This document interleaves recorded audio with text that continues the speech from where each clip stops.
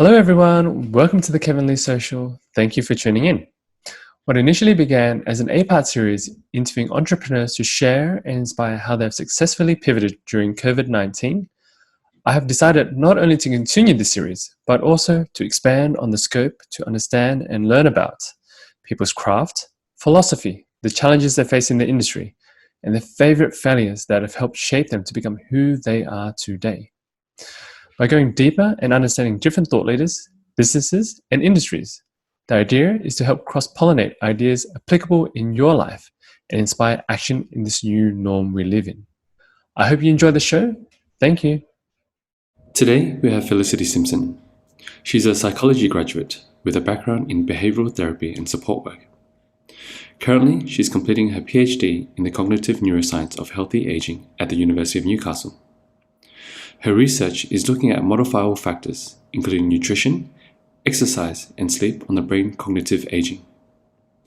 Her experience includes working with children, adolescents, and adults with additional needs, such as through providing behavioral interventions, mental health support, and coaching. Felicity has trained in a diverse range of psychosocial techniques, including applied behavioral analysis therapy, integrative health coaching, mindfulness, and acceptance and commitment therapy. I really enjoyed connecting with Felicity Simpson in this episode, and I really appreciate her being vulnerable and open to sharing her journey with us.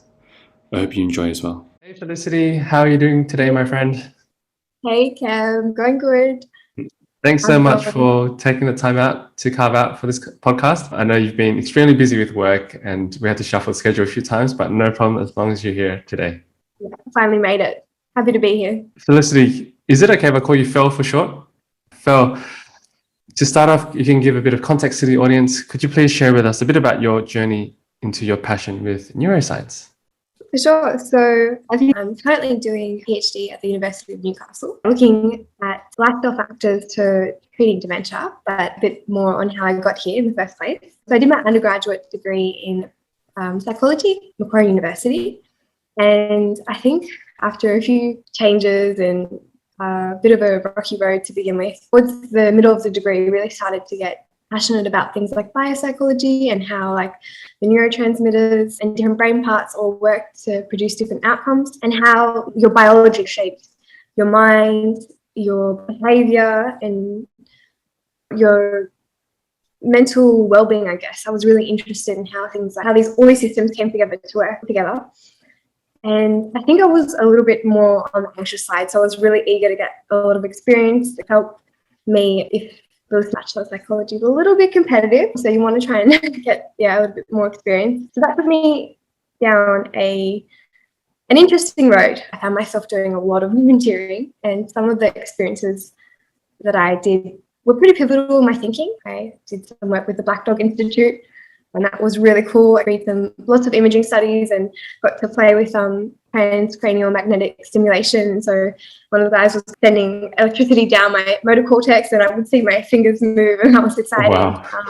That was really cool. What else? I did behavioral therapy, and that was more applied behavioral analysis therapy for the extended name. And that was about shaping behavior through manipulating reinforcement. And I found that really interesting, how we could really help children with autism and ADHD to be more independent, to be able to learn better, to be able to teach themselves how to learn. And some children would start ABA therapy with absolutely no language, and then by the time 3 or 4 years went down, were able to speak like any other child. And it was really interesting to see how just gently nudging someone in a certain direction produced a really interesting outcome. And I found myself also doing the same thing. So I would nudge myself into achieving my goals and producing optimal outcomes, and shape my behavior, shape my environment in a way that would help me when I was lacking motivation or when I didn't feel like doing things. That would have been such a rewarding and fulfilling process to see the progress of the children move from that state to the next. Definitely, and you form such amazing bonds with them, and it's really great to have that experience and work so closely with families and other allied health professionals in a really integrative way, which is something that I'm personally quite big on, taking an integrated approach. And I was really lucky to be working with, admittedly, I have to say, some of the behavioural therapy techniques can be a bit reductive at times because it feels like sometimes it can feel a bit like dog training, but I was really lucky to be in a high quality sort of clinic that really considered children as a person. Probably that's a different conversation for another day. I know that ABA therapy is a little bit contentious in the disability field, and I'm mindful that maybe it's not the right approach for everyone as well. Probably an important caveat to mention. But for the most part, I was really lucky to be under the guidance of someone who was incredibly knowledgeable and humble, and really person-centered, which I think is a really important characteristic theme the sort of disability support work field.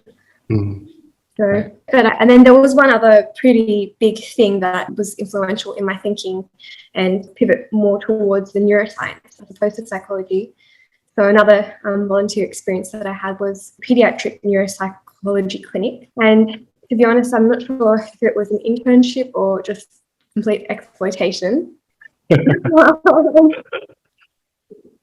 So, you know what, after I guess the effect that it's had on my life, perhaps I should be a little bit more grateful, I guess. But I went to a clinic and they would expand, and so what they wanted to do was write a few books, and my boss wanted to write a book on neuroenhancement. So to all the interns, like, pick a subject and you can do whatever you like, and we're all going to write a chapter each, and then I'll get you guys published. And I was like, in second year of psychology, I was like, application, like, oh my god. And so I dedicated all my Saturdays for like 1 year driving out to the eastern suburbs in Sydney, and oh wow, it was good. But I chose nutrition and nootropic, and what I learned basically blew my mind. I could not comprehend how influential food and minerals and vitamins and nutrients were on the brain, how they impact gut health, immune health, inflammation. And I just couldn't quite grasp why I wasn't being taught this in my psychology degree. Like, it just blew my mind. And as I started to learn more, I started to experiment a little bit more as well, tried some nootropics, but also, like, without being too restrictive, just reduced the inflammatory level, I guess, of my foods, and started to reap the benefits of the choices I was making, and was really getting to experience what I was learning in these research studies. That was really interesting. And although I never got published, it had a big input on me and really helped me. And also now I'm doing a PhD that is looking at how nutrition is affecting the brain. So I guess I got my money's worth.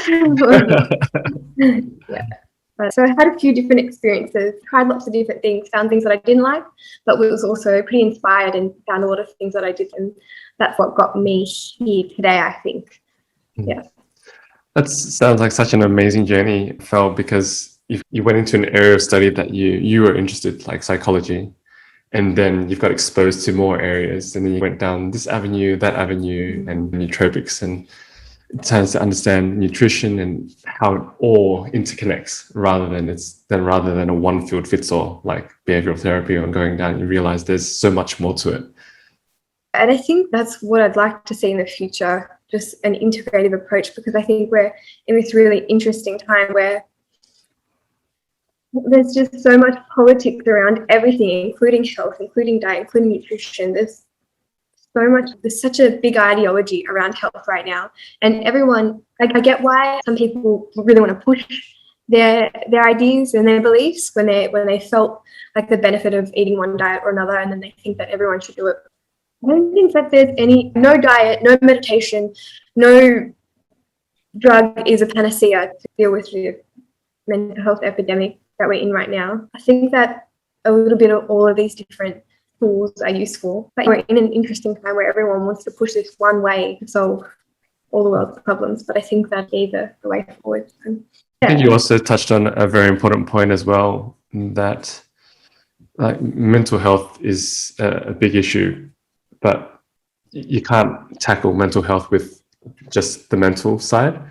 Like you have to dip into what you said in terms of biology and physiology to help treat, versus just working on the mental side only, I think is what gives a lot of your study and your work a lot of credit there.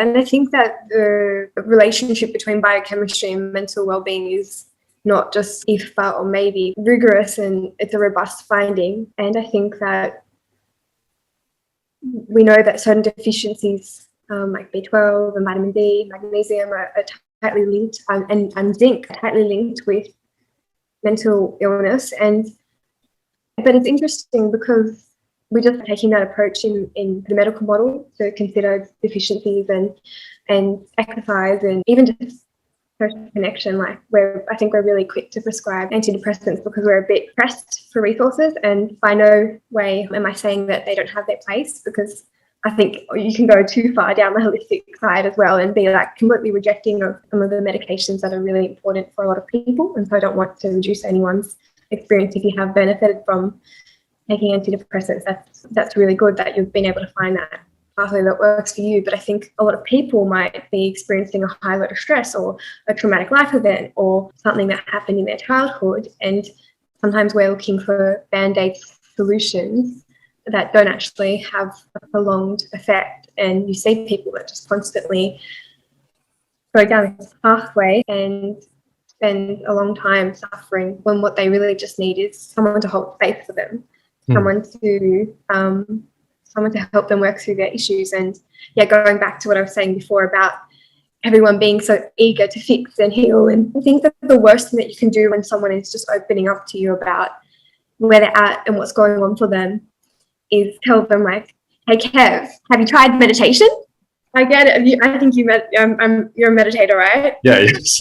yeah, I'm meditating, right? And it's great. I love meditation. It's some wonderful things for me. But I think just sometimes holding space for someone and not maybe refraining from the really cool psycho wellness tool that you found on Instagram is about just feeling your feelings, Kev. Come on, or whatever it is. Like, have you tried feeling your feelings? Yeah, no, it's I think we need to hold space for people, but we also need to be tapping into meeting them where they're at and also seeing if we can get to a place where the first point of call for when they are ready to make that change is, looking at how they're eating, looking at their deficiencies, seeing if they're getting enough sun outdoors and exercise. And I think that it's just hard though, because those things aren't the first point of call. And even when you do go to the doctors and you get a blood test, like, for instance, we know that vitamin D is really important for the conversion of tryptophan into serotonin. So serotonin is our brain's feel-good chemical. It's responsible for feelings of wellness and happiness. And we can't actually consume serotonin, like we can't get it in a supplement form. But what we can do is we can eat tryptophan, which is a non-essential amino acid, I think. Means we have to get it from our diet to produce it. And if we eat enough tryptophan, then we can convert it into serotonin, which happens in the brain, by the way. It doesn't happen in the gut. I see a lot of people saying that, did you know that your serotonin, like 90% of serotonin is produced in the gut? And that's true. So we do produce serotonin in the gut, but that is actually to control how much we shit, Yeah. how we absorb food and other things that are related to our gut. And we do have a lot of nerve cells in the gut, which is why people call it the second brain, and how our gut is feeling will influence how our brain is feeling. But for the most part, serotonin is produced in the brain, and we need vitamin D to convert serotonin in the brain. So if we're deficient on it, that can definitely impact our mood. But I think that when you go to the doctors, having vitamin D checked is not the first point of call. Even when it is, I think that the age range is, or the level of vitamin D that's considered okay by the normal kind of system is like 100 to 1,000.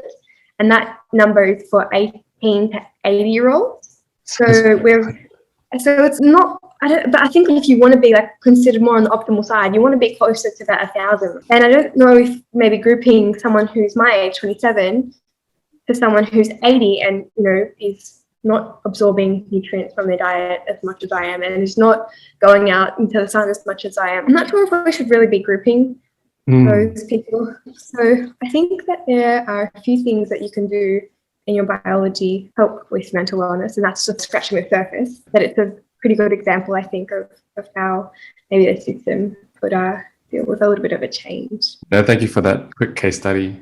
It brings up a lot of points for people to ponder and consider about question definitely. And so I'm going to change gears just a little. And as this time of recording, we're still going through the COVID pandemic at the moment, and lots of lockdowns happening in Sydney, Australia.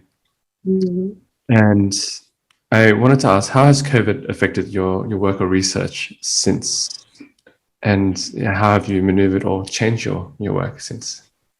That's a great question. So I think that last year I was still based in Sydney, so it probably had a bigger impact. Actually, I'm not sure. Last year I had just started my honours degree when things kind of went, and I, as you know, thesis on chanting. And so I had all these really cool ideas about how I wanted to measure the physiology of chanting. So for people that don't know, and I'm sure we'll get into it in a little bit, but chanting is basically a form of vocal meditation where you're focusing on a sound or a phrase. In my experiment, we used the sound, and I worked under someone called Gemma Perry, who's really leading that research in Australia. She was a really great role model for me, and we had some pretty cool ideas about how to maybe track heart rate or also see if people were synchronizing and stuff like that, but we had to move it online. It was cool though, because the meditation literature is floating at the moment, and there had been lots of online mindfulness apps and things to that effect, but nothing really looking at chanting. So we did the first ever online chanting experiment. So that required a lot of pivoting. And I think before the lockdown, I had changed my experiment like 3 times. And I think two days before we went into the first lockdown, I just submitted my 3rd ethics application after changing the experiment so many times. And so it was just heartbreaking. What else? I guess being in honours, it wasn't going to be a crazy anyway for me. So I had to just keep on keeping on, and really found my way into nature as a result of that, just to stay sane. So that was a nice little journey into connecting with nature and really feeling inspired, and a lot of awe-inducing sunsets and winter swimming, and it was like a really nice silver lining. But then this year being impacted because now I'm in Newcastle for the PhD, and I've had to stop coming back to Sydney to see family and friends, and my partner, who is now no longer my partner because the distance kind of was not working for us. So no, I know it was interesting because during COVID we became very close and had a bit of a wall up, and it was interesting to just let someone in after having the walls up for so long, and I regret none of it because it was beautiful, and we movie-like scenes straight out of the notebook sometimes. And so it does suck, and this person, and they become your person, and you have this idea of how the future will look, and it's hard, and it does bring up a lot of difficult emotions, but I don't know, I think that's part of life. Thank you for sharing that, Phil. It's a beautiful story, and I appreciate you sharing that. I think a few things that you touched on, like nature and moving out, and that stuff really helps people get through this lockdown, because it's one of the only things we can really do, and as in to get outside it's one of the only options we're allowed to go for an exercise walk or something like that. And getting into nature really helps us get that sunlight, slowly boost up our mood, get our physiology going again. Absolutely. And it really helps with our sanity for sure during lockdown.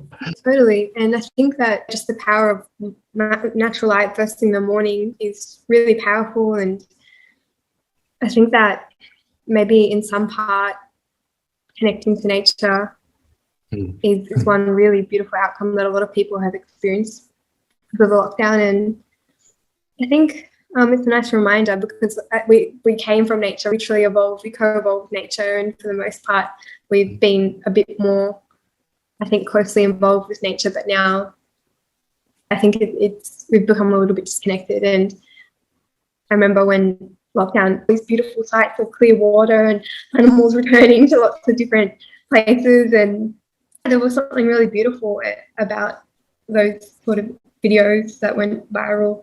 I think that was a nice little thing. I wanted to actually touch a little bit more on your research into chanting, vocal chanting. Yeah. And so you shared with me the link about your study, and I spent a few days looking through it. I was listening to it, and then I read it, and then just went back and forth through it a few times. And the title was Vocal Chanting as an Online Psychosocial Intervention. And I think it's a very important area that we expand on a little bit more, because it is something that we're going through a lot right now in terms of a lot of our interactions are online. The social aspect has been curbed a lot because of the lockdowns. I'm not sure how serious it is in Newcastle, but in Sydney, unless you're with a partner, you can't just go out and meet people, maximum one person outside. If you're living alone, they've just introduced this whole bubble system that kind of is a bit weird, but you can only have one person over, but then it has to be the same person. It can't be anyone else. And like they have to live in a certain area and so on and so on. Basically, they make it challenging for a lot of people in terms of like as a social piece at the moment.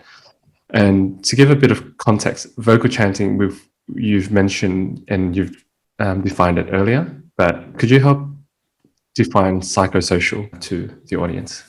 So I think the word psychosocial kind of is this interplay of your psychology, your inner psyche, and your social sort of sphere. And I think that we know now that social connectedness is pretty important for emotional health. We can regulate our emotions independently or within each other, like just through the expression of our faces and our body language and our vocal tone. We're regulating each other and we're constantly synchronizing in time and tone and in body language and stuff, because we're constantly like evaluating and monitoring the other person and then coming back and monitoring ourselves to be in line with that. And I think a really interesting area of neuroscience that illustrates that is the mirror neuron system. Yeah. So where, like, when I see you do, like, say this, the area of my motor cortex that is responsible for waving my hand, even though I'm not waving my hand, is becoming activated. So it's like I'm actually I'm mentally rehearsing what I'm seeing you do. And so I'm literally like almost doing that in my own brain to help me understand your intention, to help me understand what you're saying and what you're doing, and to connect with you on an emotional level. And I think that this is the byproduct of the fact that we have evolved as a species, as social beings, and that allowed us to really keep ahead from many other primates and evolve a brain that allows for higher order thinking and more complex thought, because as we were engaging in more intricate social sort of relationships, we required more cortical real estate designated to that sort of monitoring of how many people in your tribe and who's where and what's the order and what the different roles will people play. I think that they call it the social brain hypothesis, that this kind of social intricate nature of our primates allowed us to really evolve our brain and grow our brain. I think that for the longest time, I guess, a lot of the synchronistic behaviors like singing and dancing or chanting and chants, trance, plants and dance have been these things that people have been engaging in for the longest time across the most primitive cultures. And that's what we see like in a lot of really tribal cultures in, what's the word when people haven't inhabited, like Westerners haven't inhabited an area and have ruined it. Like native land. Yeah, something to that effect.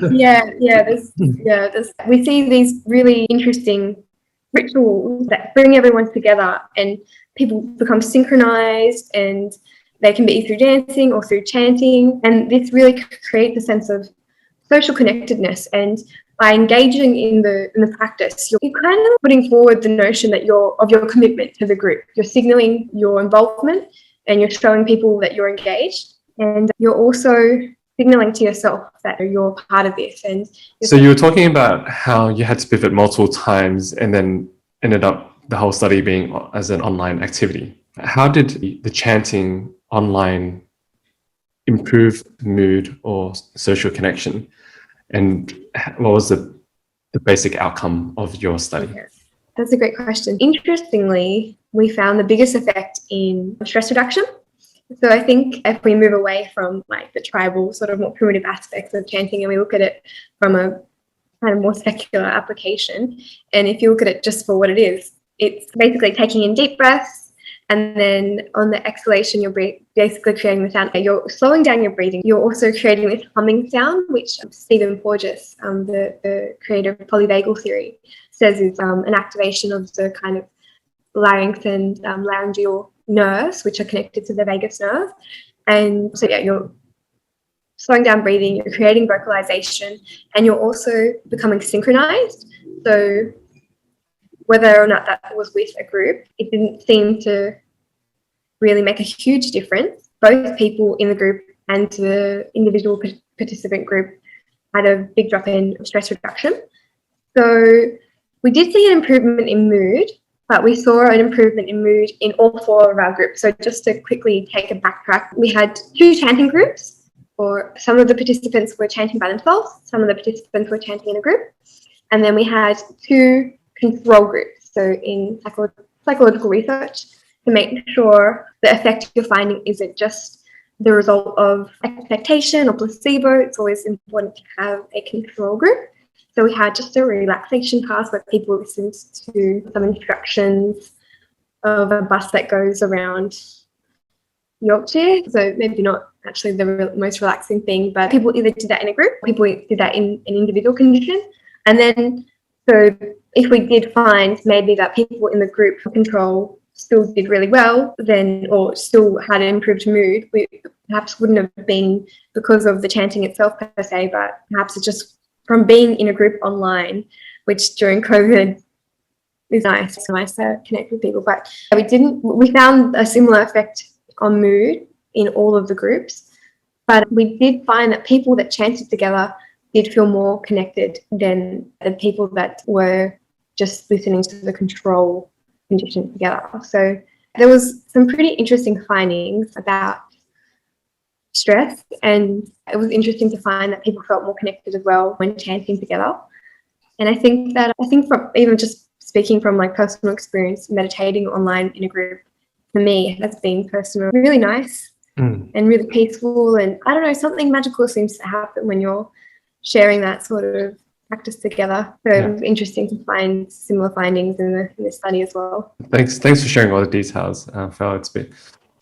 It's important that people understand how the whole process worked. And just to clarify one part as well, when people were chanting as a group, was the audio that you said was the Om audio?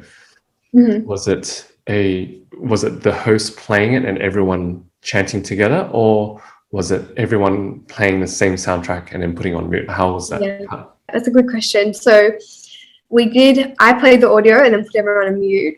So we did a pilot study and we tried to get everyone to chant together, and we just couldn't get it to work. It was horrible, but we would have loved to have had that sort of live stream synchronization, because I guess something that I hadn't really mentioned up until now is that synchronization seems to be benefiting a lot of different psychosocial outcomes like mood and social connectedness, and it even has been found to improve prosocial behavior. So people that, like, if there was studies done where the experimenter is pretending to be another participant and kind of mimics the participant, and like then the participant is more inclined to donate money to the person that's synchronized to them as opposed to asynchronized, which is, I think, coming back to that mirror neuron system and how we understand other people's intentionality. If they're acting in a way that's similar to us, we understand them better because we don't have to put so much attentional resources to try and understand their intention. But we also, if you're synchronized with someone, they think you are more similar to them. And from an evolutionary standpoint, I guess similarity equals familiarity, and that kind of signals safety to us. So a simple exercise that people could do as a group or at home with their network is to play that, to find like an Om YouTube link or something that is on repeat, and if they share it with the group, everyone plays it via video and just keep it on mute for 10 minutes or something like that. That'll be quite beneficial for a social group. Totally. But I think even if you played it, if you shared the screen and you shared music and then you turned it really loud and kept everyone off mute, that could actually work as well. Because I think Zoom has improved its quality since I did the experiment to begin with. So I think you could actually try and synchronize now. Yeah. But we should make it happen and see what the output is. Definitely, Phil. If you're up for it, I teach meditation classes on a weekly basis. It'd be amazing to have you on, and you can do the chanting guide with the whole chant part at the beginning. Yeah, That'd be great. yeah. Let's do it. We should totally. I know that we've mentioned in the past that you're keen to get some experimentation going as well, and I don't know, maybe we could get some of the saliva sort of cortisol testing and see, or oxytocin, or see if we can measure some physiological changes from our class or something. Definitely. Write a paper on it. I'm with you. I'm geeking out on that too. I wanted to get into another area that you're versed in, and you mentioned nutrition and nootropics. Nutrition, I think, as you mentioned before, that whole field has completely grown and expanded so much as of recent times, especially when the whole gut biome trend came in, and everyone's like, oh, what's good for your gut? What's good bacteria? Good, and your gut's a second brain, and so on. And there's so much impact it can have on your health, not just physically but mentally. Yeah. And nootropics also another thing. Correct me if I'm wrong. Nootropics is another term for essentially like a brain drug in a sense, but most of them are legal and not invasive. Depending on some, it depends what you consider, but it's such a expansive area as well, because it's not just helping one improve cognitive performance, but like it's for people who are struggling with the day-to-day, like their mental health, as well as I mentioned brain fog, I think, and for them to up the ante from a baseline to a baseline, or from a baseline up, and to increase the performance. And that whole field has so much advice and information out there. It's like internet walls, left, right, center. This is good for you. That's good for you. 100%. And I know there is no one thing that fits all, but from your experience, and I gather from what you've mentioned, you don't just study it. You've tried, a few of them as well to test it on yourself and with probably clients and so on.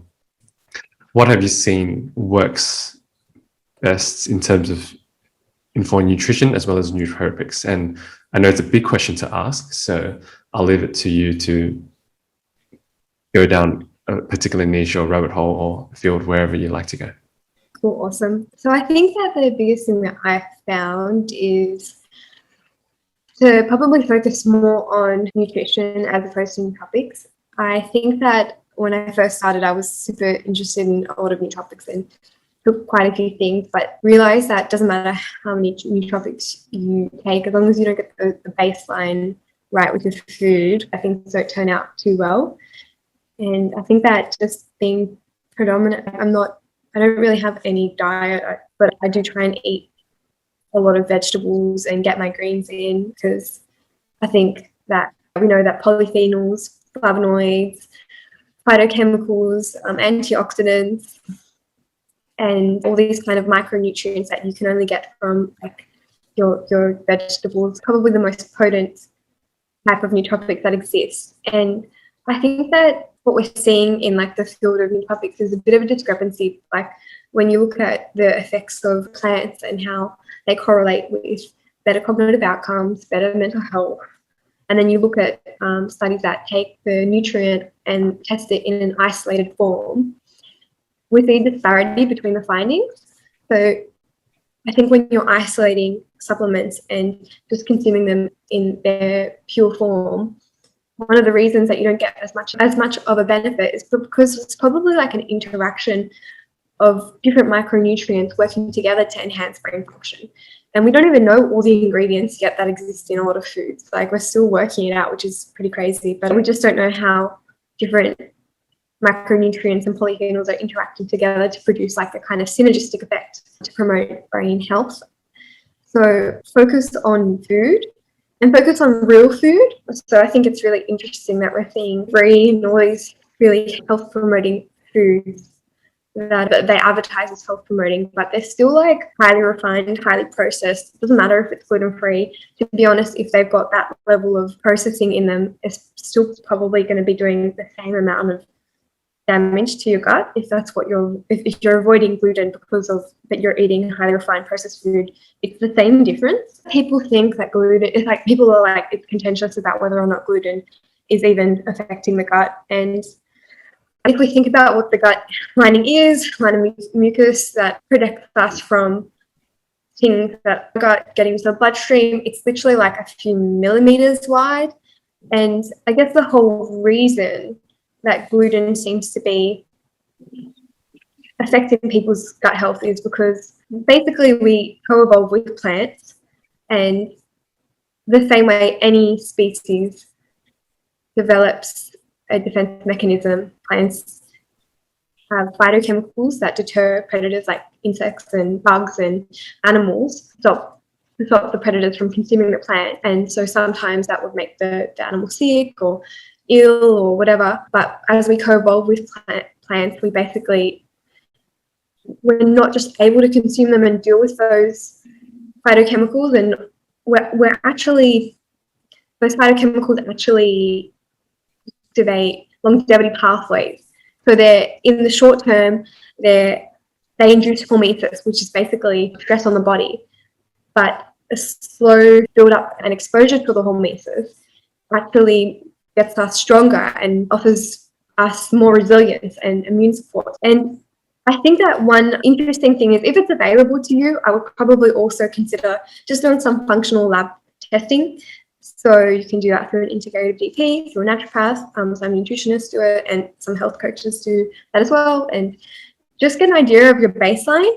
There's not really any point in taking a multivitamin if you don't need to. There's some pretty grand scale studies at the moment that have found contentious findings about whether or not vitamin supplementation or mineral supplementation has any benefit. But what they do is they put thousands of people, some with deficiencies and some without deficiencies, into one group, and then give them a supplement, and then like struggle to see an effect because only some of those people are benefiting.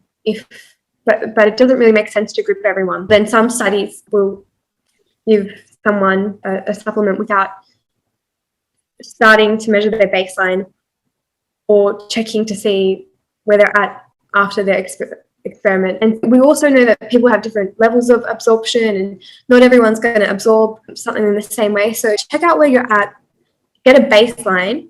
If you want to manage something, you need to measure it. So if you're not working out where you're at, there's not really any point wasting your money on supplementation. So I think get a baseline, work out where you're at.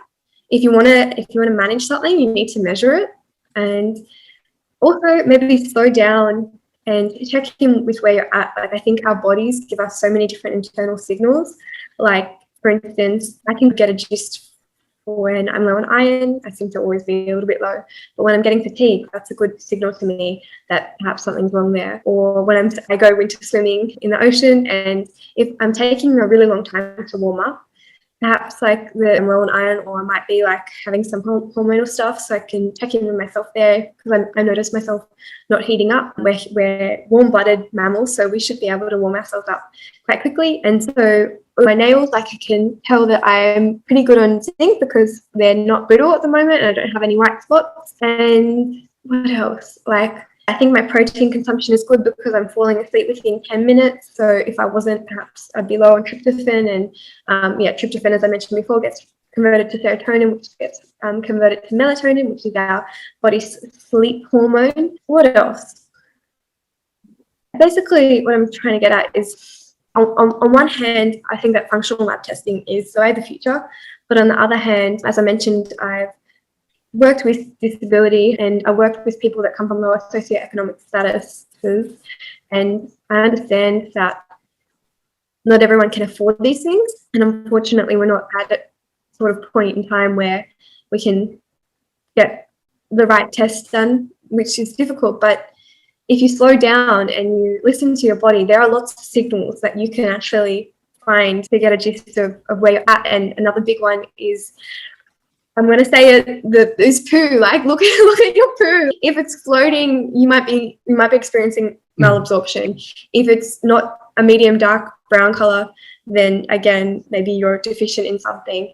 If you're experiencing a lot of gas, then perhaps you're not breaking down your food properly. If you're experiencing acid reflux, perhaps you're too stressed and you're not able to get out of fight or flight and into rest and digest when your body's able to prioritize creating bile and digestive enzymes that are responsible for breaking down the food, hence the acid reflux. So there's basically like a lot of different signals that you can look out for, but I think we're so fast paced and people want to take the easy way out, not because we're lazy, but because we're loss averse and we're always trying to conserve our energy. So if an easier option is made available to humans, we try to reduce our output. And if you're constantly bombarded with this message of this one product will fix you, then of course you're inclined to buy it and take the easy way out. But often we're so concerned about what we can put into our bodies to fix it that maybe we're missing that there's something we actually need to maybe keep out. And I think fasting is a really useful tool as well, if that's available to you. And I don't think that everyone should be fasting, while the science is pretty incredible about the wonders that it can do for you and how it can promote autophagy and mitochondria biogenesis, which is basically our health powerhouse. And I also want to acknowledge that there's a lot of people out there that shouldn't be fasting, which is never really spoken about in the biohacking sphere. People that have had disordered eating patterns in the past should really not be fasting, but no one ever says that, because if you have had a bad relationship with food, in a sneaky way that can pop back into that pattern, and we need to be mindful of that before we, as biohackers, continue to send this message of fasting so good, fasting so good. Also, if you're like a mum of three, or you're CEO of a business and you're constantly in fight or flight and you're constantly increasing glucocorticoids, which is basically cortisol releasing glucose, it doesn't matter if you haven't had anything to eat all day, your excessive cortisol levels in your body are actually going to be signaling to your body to release glucose. So cortisol helps us mobilize glucose, because when we're in fight or flight and we feel the need to run from a bear or whatever, maybe you've got a deadline that feels like it's a bear, your body wants to get glucose to your muscles so that you can run or fight or do whatever you need to. So even if you're not eating, you're still spiking your glucose levels. And one of the best ways that we know can reduce cortisol is carbohydrates. So that makes a bit of sense, but I think, again, a bit off on a tangent. No.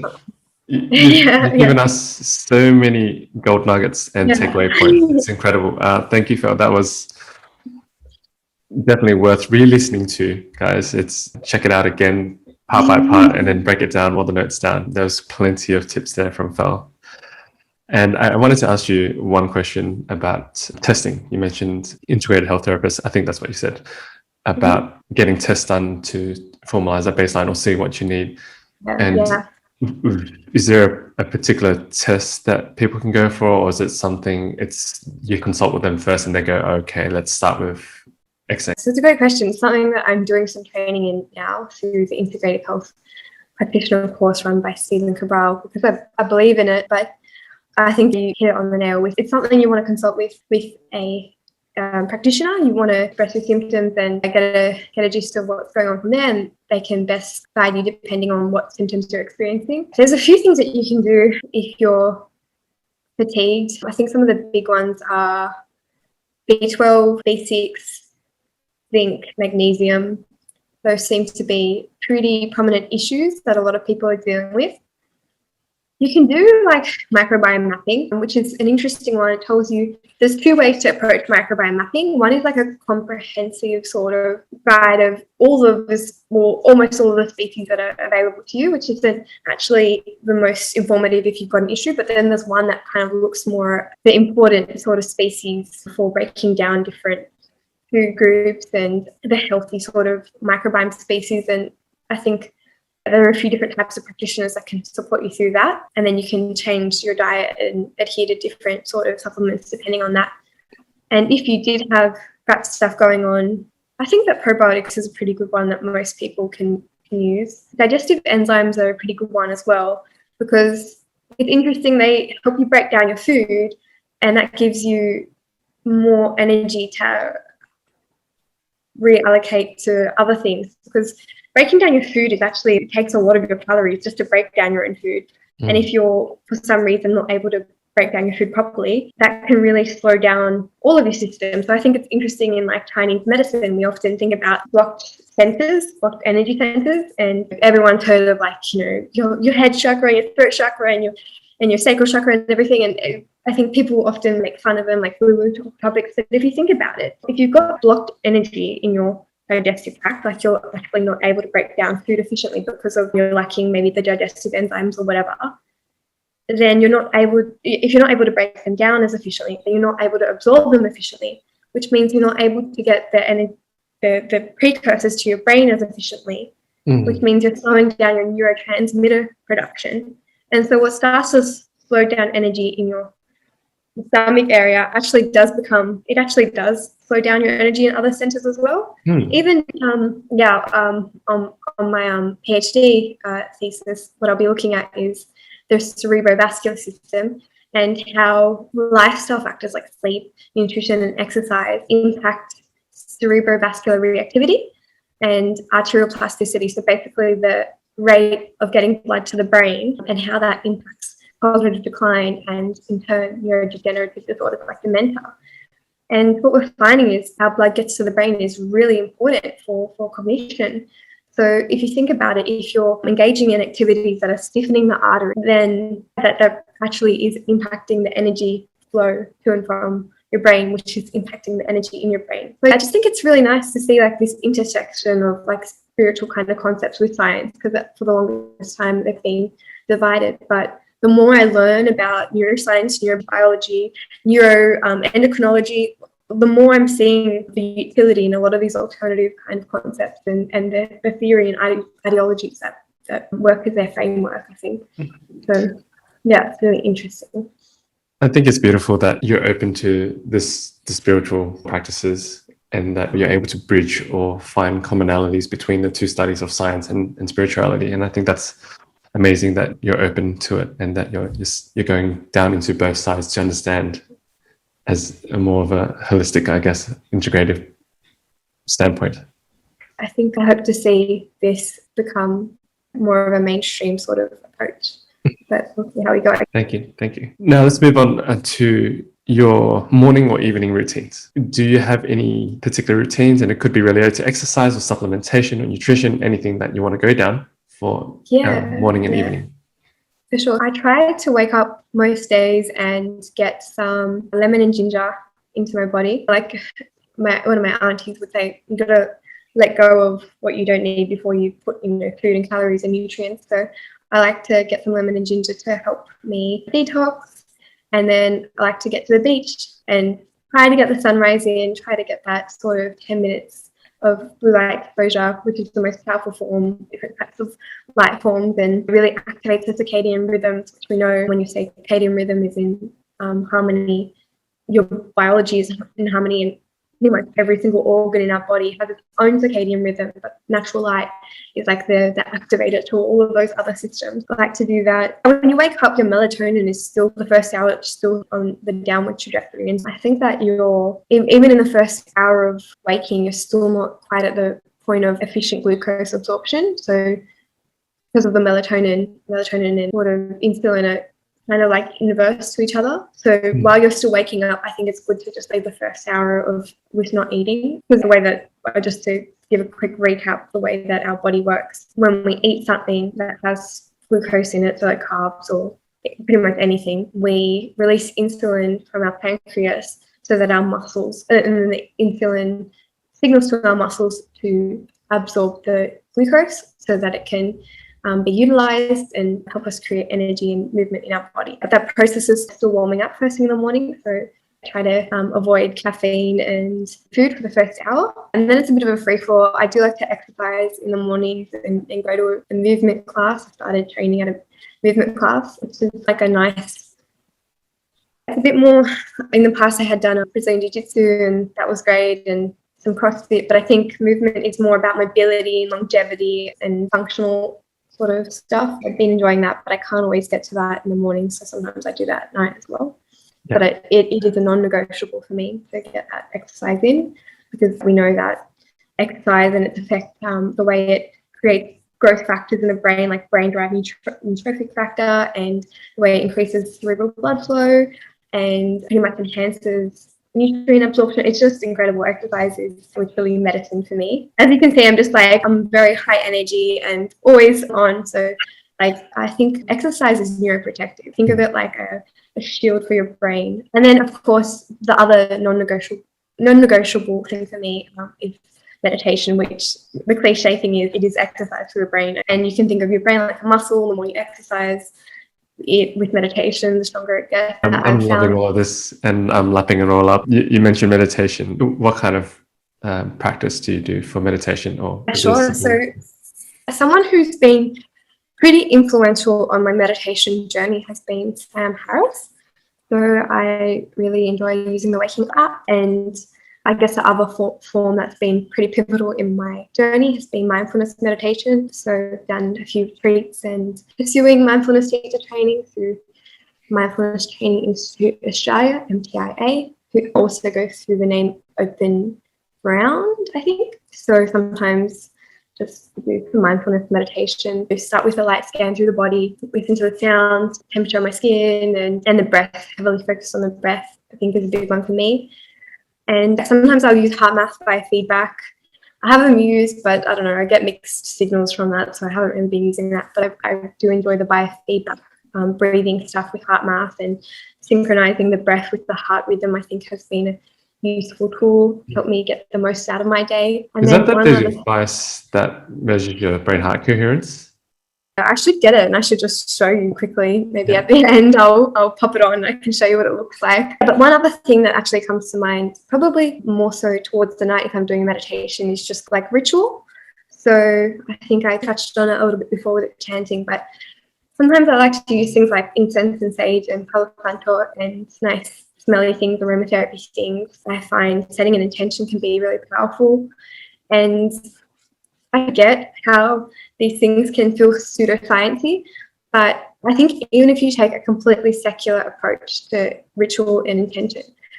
So I think that basically, okay, to take a deep dive onto a different topic, but I promise I'm coming back. Okay.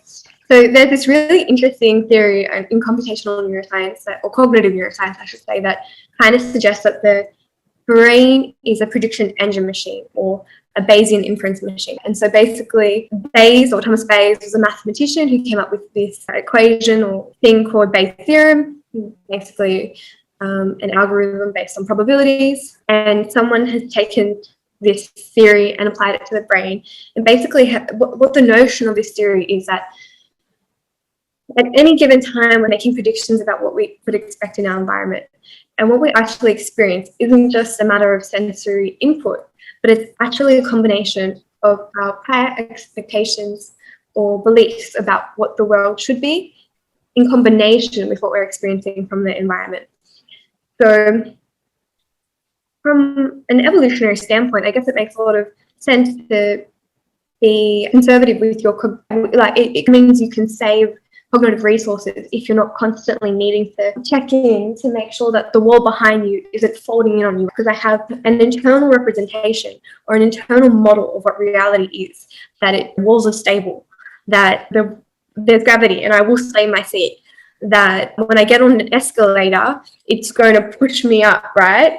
But then out of nowhere, the escalator's broken, right? And for a brief moment, your world's what's going on, like, you know, like what's happening with the escalator. My best friend who's in law, like working as a law manager, came up with this, and I explained it to her, and I'm so proud of her. But it totally makes sense. And what that is called in this theory, in the Bayesian theory, it's called a prediction error, right? So when the sensory input doesn't match your prior belief, you go through this thing called prediction error. And if the weighting or the emotional valence of the prediction error is high enough, you will need to update the internal representation of what reality is. And one of the reasons that they say motivating this constant prediction or expectation of what you're going to experience is to reduce uncertainty. So in a world where we're always dealing with so much uncertainty, even just driving a car, like humans were not made for driving cars. We were not made to drive at that speed. And you can see, like, when we're in a car crash, that's why we don't survive, because our biology is not made for driving. And when we're literally driving, when we're actually still, we're taking in 10,000 bits of information per second, and we're conscious of 10 bits of those 10 bits of information, like 0.1%, is in our conscious mind.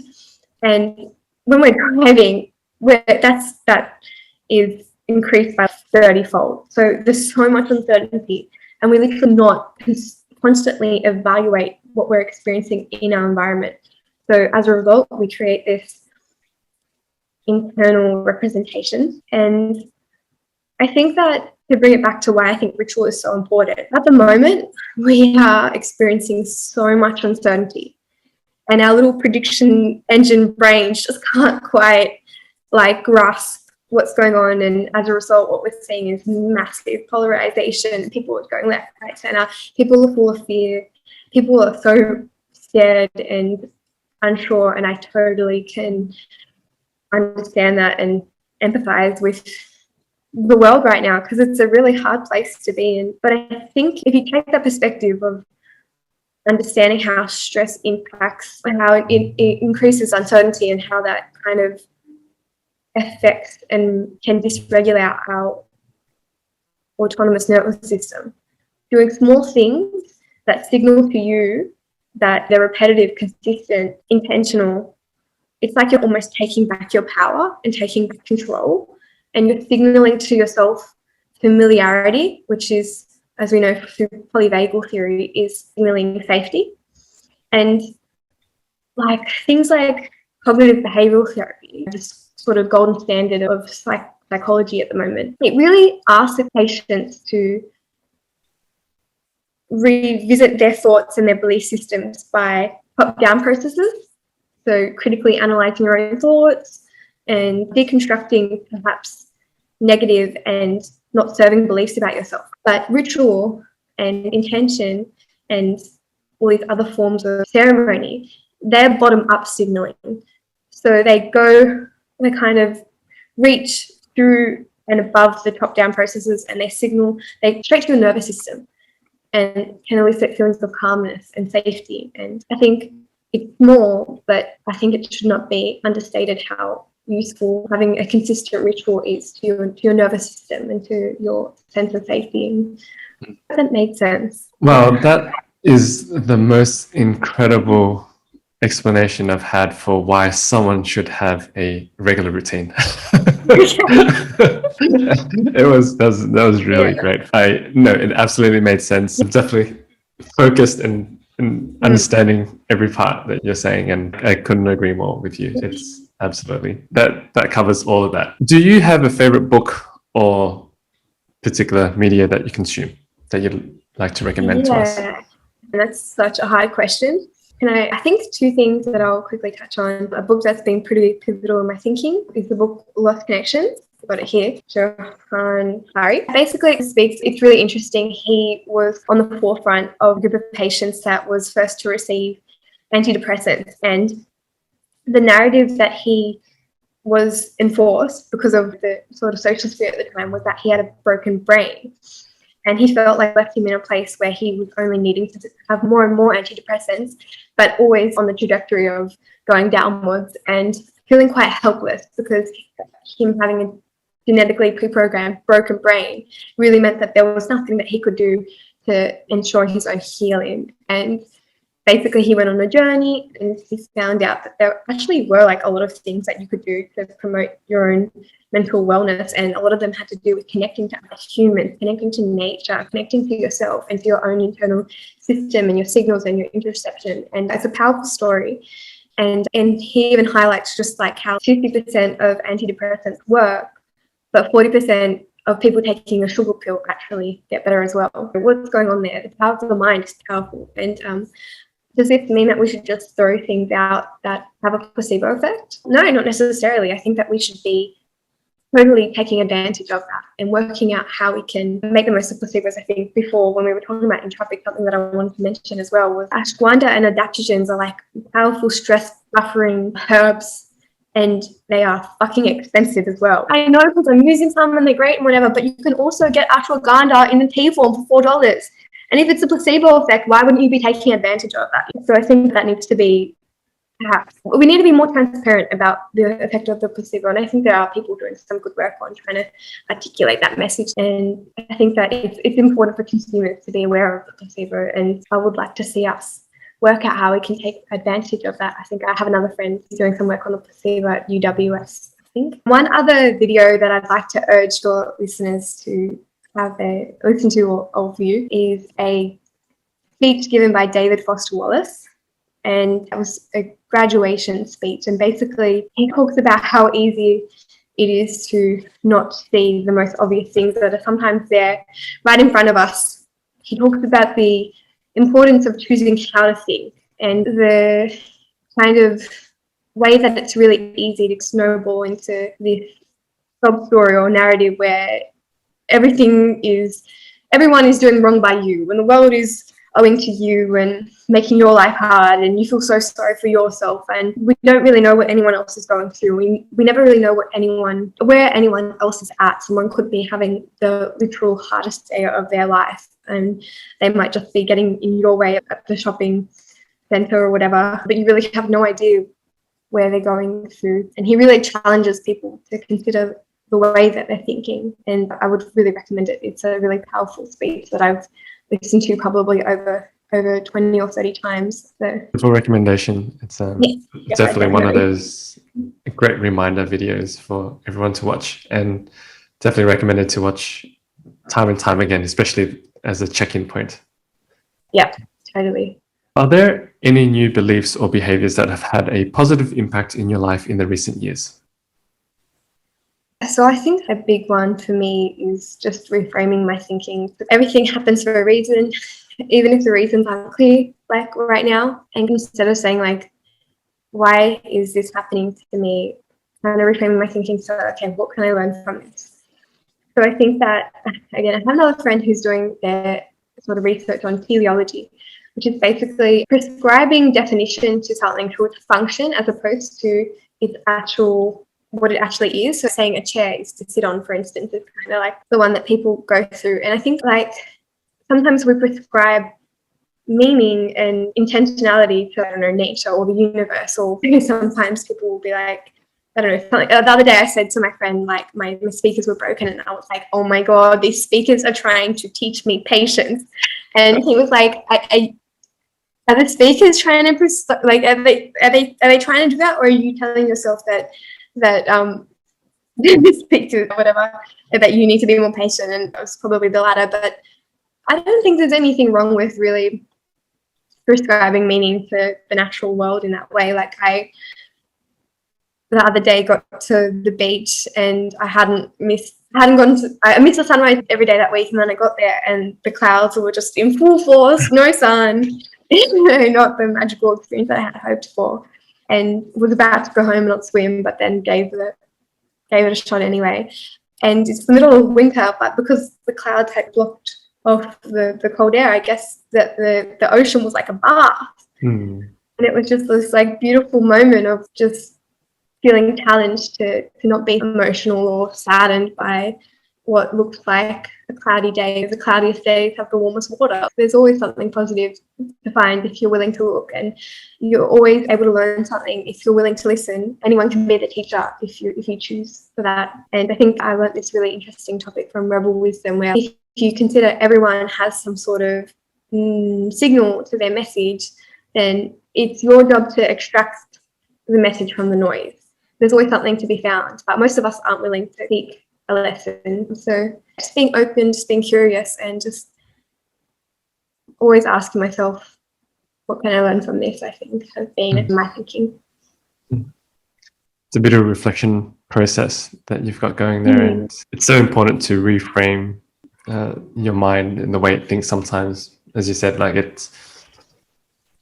us humans tend to have this tendency to always think negative at the beginning, and it's just okay, you would have to interrupt and pause that behavior and go, wait, is that really the case, or can it be something else?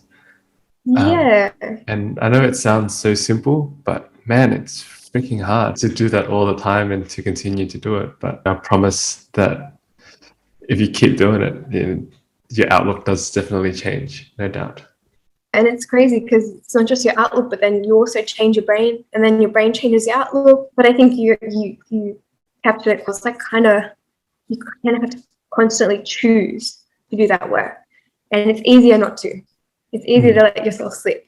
And then before your internal space is that you can also create an internal space that feels like it allows insight and beauty to flourish. But it does require constant awareness, and you have to constantly bring it to the forefront and choose to see the world that way, I think. I'm with you. Now, on to one of my favorite questions as we're reaching towards the last quarter of our interview. What was a pivotal scene in your life that from that moment on had changed your trajectory entirely? So I think it was probably around over the course of a bit over a year, but a few life events that kind of coupled together. So I think it all started with my last subject of my degree before getting into honours. So I had just missed the 75 distinction average. I think I got like 74.5. But I had an opportunity to do one more subject to get the right marks. So I was like, great, perfect, I'll do this, and ended up nailing it. But it was a really stressful semester, and I only had one subject, but I was functioning as if I was still on a full-time load with 4 subjects. I was still really stressed. I was still hibernating, disconnecting from all my social support to focus on studying, eating, emotional eating, and losing sleep, reducing exercise. And for the semester, I looked back and I was like, what the hell happened? Like, how did I become unaware of what was going on and narrowed in my vision and preoccupied and like using these dysfunctional coping mechanisms? This is the end of my psychology degree. Like, I should have been doing better, not worse. So that kind of took me on a bit of an inner exploration. And I had also, before the start of that semester, just broken up with a partner who had different interests to me, was out of alignment with me. And so that caused a lot of drama in my life. And I was always a really curious, big thinker. And because we had different interests, I just didn't get the opportunity to really pursue those really mind-expanding things that filled me up and made me feel whole. So when we broke up, it was great. I started exploring workshops and conferences, connecting with like-minded people, and really getting into more self-development stuff.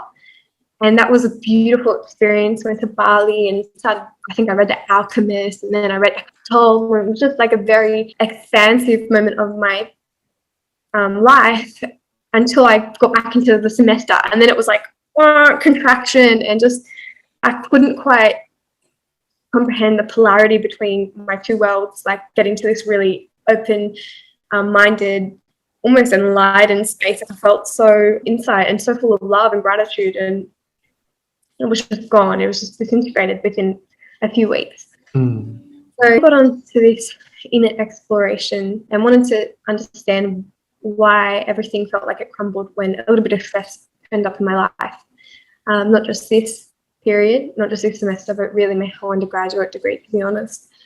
And so that took me on a journey to South America, and I found myself. So I went to a retreat in Peru, in the Amazon, in a small jungle town called Iquitos. And I went to work with some plant medicine with the native indigenous Shipibo people. And that was a really interesting experience. So basically what that involved is I went to Sydney, to New Zealand, to Chile, to Peru, to Lima, to Iquitos in one kit. Then I got onto a boat, and then 2 hours into the Amazon, and then got to this retreat center. It was quite the journey as well, and all doing this really strict dieta, because they really get you to be mindful about what foods you're putting into your body. So like no sugar, no salt, no alcohol, no sex, no ice, no cold things, no processed things. I don't think any dairy. So you're really on this journey. And then got to the retreat center, and you speak about a few different things, and then we drank ayahuasca over 4 different occasions in 10 days. And that was a really confronting, intense, euphoric, or inspiring, transcendent experience. Yeah, some days were really beautiful, and some days were really hard. You really see all the different parts of yourself. And, you know, some days it's, oh, well, just blown away with insight into your own sort of internal mechanisms and defense systems and your internal psyche and your shadow. And can be confronting. And for yourself, I personally have never gone through such an experience, but I've had some friends go through it, and for some, a certain message or a certain inspiration that they come out of it and with almost like a revelation for them.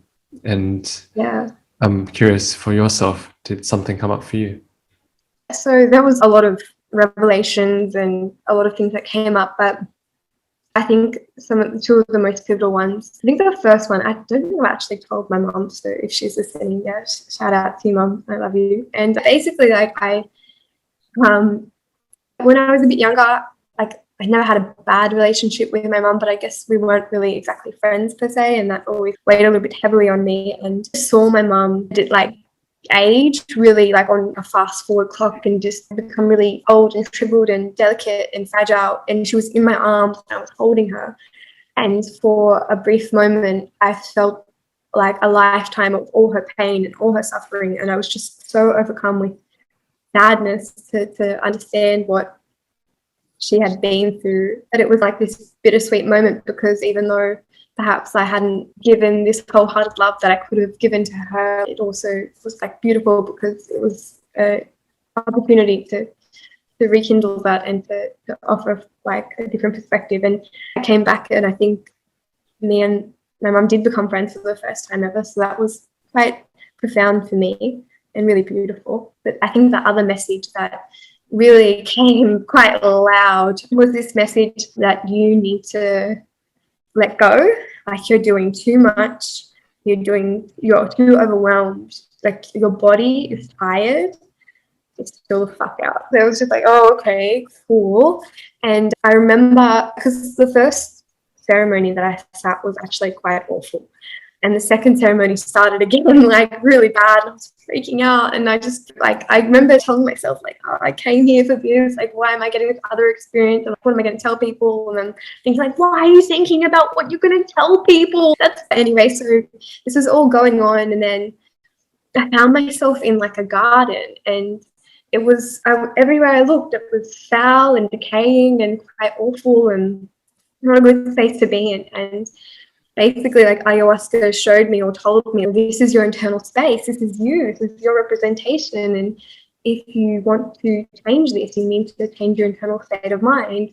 And she showed me how I could change my mind to allow the garden to flourish. And it was honestly like the most beautiful flourishing thing I had ever seen. I was taken back and in tears, and it was just this fertility and this brightness was just so awe-inspiring and just completely transcended. And then I looked towards one side, though, to my right side, and I saw that one section of the garden quite healed, and it was still decaying and foul. And I got this message saying, this is still here with you, though.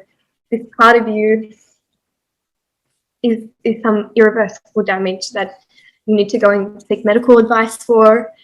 And you need to find a new doctor, because your current doctor won't see the problem, blah, blah, blah, which I thought was a bit strange and wanted to understand more about. But I was also, there's just so much coming up at any one given second. And I think that another big thing with these sort of experiences is the need to surrender, give over control, and allow the experience to just flow as it will, to just go with the flow and give up control. And that's when the beauty comes along. I think I remember at one point even like feeling like I was having brain surgery conducted on me with two massive magnetic fields, and like things were being pulled out, and a lot of people, and I did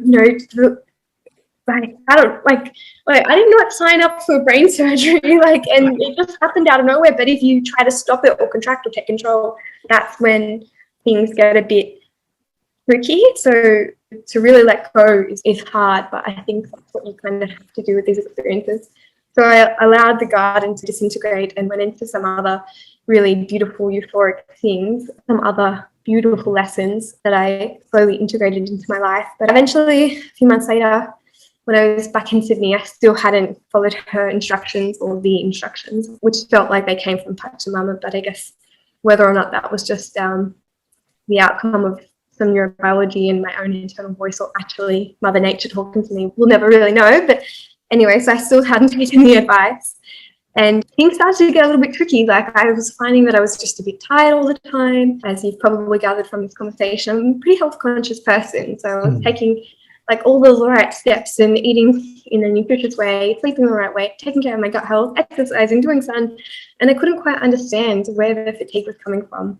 And I wasn't getting really much help with my doctors anyway. So I intuitively called like about 15 medical centres and found someone that felt, I don't know how I even made the decision, but kind of just did. And I did a lot of tests. I did a lot of functional lab testing, looked at my hormones and comprehensive blood tests and gut microbiome mapping and everything. That was great. But it, like, from the moment I met this doctor, who was an integrated GP, she basically just said there's a lump on your throat. And I hadn't actually noticed. No one had really noticed this lump. And I'm nervous even just talking about it because it brings back a lot of emotions. But we ended up doing an ultrasound, which then led to a biopsy. And then I think in the third week of my honours degree, we established that it was pretty high risk and that I needed to have it removed probably as soon as possible. And I think when she said those words that it's probably cancer, like, it was just this insane experience of peace and stillness and acceptance, because I had already known that there was a reason I was here, and I had created a narrative where this was a part of my journey and this was happening for a reason, and I would come back stronger from whatever this was going to teach me. And so whether or not that's just complete bullshit or whether there was really a reason, whether it was really to make me stronger. I'm a scientist, so I always want to be on the rational side of things, but I don't really care, because at the end of the day, that allowed me to navigate through this experience in a way that was purely formative. And when I heard those words, like, yeah, it's probably cancer, I was like, yeah, cool, okay, let's do this. And my doctor was, did you hear me? And I was just like, I'm cool with that. That's okay. And I had the tumor removed and got really lucky, actually, because the wait list was like X, Y, and Z amount of months, but I just happened to slip through the cracks, got in, literally had the surgery 2 days before we went into our first lockdown, which meant I was able to have my family there to support me at the Chris O'Brien Hospital in Sydney, and pretty much went to back to uni for a 3-hour statistics lecture 2 days later, and I took cancer like fine, was okay with it, and then couldn't understand my statistics lecture because I just had surgery and cried for like an hour. And so it was just like this interesting polarity of being all strong and tough, and then also realizing, oh, I am a human and I do have vulnerabilities and need to stop pushing myself, because this is the message that nature was. And still working on slowing down, the work in progress. But it was a really incredible experience. And as an aspiring academic, I have so much hesitation sort of speaking about this in an open public way, but I guess a year and a half down the track and seeing the utility of this experience on my life, I do feel comfortable to speak openly about it, hoping that I can just express how powerful and helpful it was for me. And I do think it is the next frontier in psychiatry, based on my own experiences and based on what I'm seeing in the science. I think it is a really exciting and emerging field, and I hope to see it rolled out in a discerning and strategic way. Thank you so much for sharing such an amazing story, and a heartfelt story at that. I understand it's also a bit of an iffy kind of area, sharing it with someone of your scientific background, but I really do appreciate as this being the first public kind of sharing platform that you're sharing your story with. So thank you so much. As I was listening, I was thinking, wow, such a profound and incredible experience that you've went through, and it not only reconciled relationships with your mother, it saved your life in different ways, and it's incredible. Pretty profound. As we're reaching towards the tail end of this podcast, it may be fitting if you could only send one single line of SMS text to yourself 5 years ago, what would it be? I would say, you got this. I believe in you. Don't don't let anything hold you back. Beautiful. And finally, Fel, how could people reach out or learn more about you?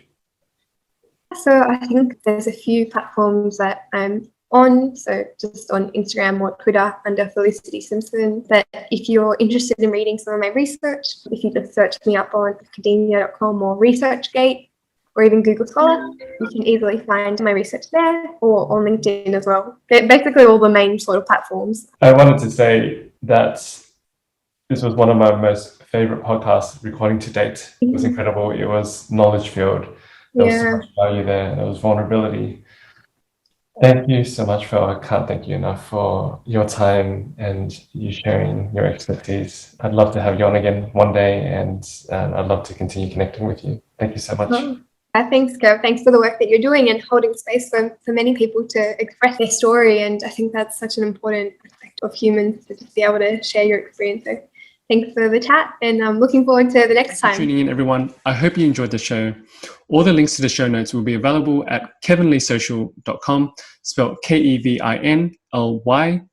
Conversely, if you have any interviews that you'd love to recommend, please send it over to kevinleesocial@gmail.com. I'd love to connect. Thank you. Until the next episode.